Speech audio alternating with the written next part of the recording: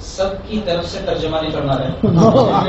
ایسا محسوس ہو رہا تھا کہ ایک ایک شخص کو پڑھ لیا کہ قاری صاحب کیا فرمانا چاہ رہے ہیں, مولوی صاحب کیا فرمانا چاہ رہے ہیں, اور ان کو نظروں سے چہروں کو پڑھ کر جو ہمارے دلوں میں بات آ رہی تھی وہ ایسا فرمائی رہی. کسی ضرورت تو نہیں, لیکن حاضری لگانے کے لیے میں حاضر ہو گیا ہوں.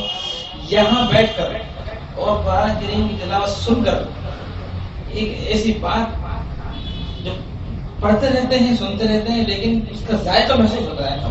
سورہ انفال جو شروع ہوتی ہے تو اس میں یہ ہے انما المؤمنون الذین اذا ذکر اللہ وجلت قلوبهم. مؤمنین جب ان کے سامنے اللہ کا ذکر ہوتا ہے تو ان کے قلب جو ہے نا وہ جی اٹھتے ہیں. میں ترجمہ نہیں کر رہا ہوں, ترجمہ نہیں. وجلت قلوبهم.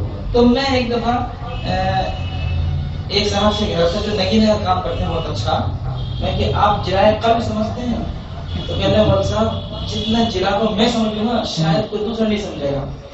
کہ نگینہ بنانے کے بعد اس کو اچھے انداز میں ڈھالنے کے بعد پھر اس پر جو پالش ہوتی ہے اس کے اندر جو نکھار آتا ہے, اس کی جو صفائی ہوتی ہے, میں نے کہا تمہاری کوئی مشین آنے سے اعلیٰ کسی اچھے سے اچھے نگینہ کو وہ جلا نہیں دے سکتی جو مؤمن کے دل کو قرآن دے سکتا ہے.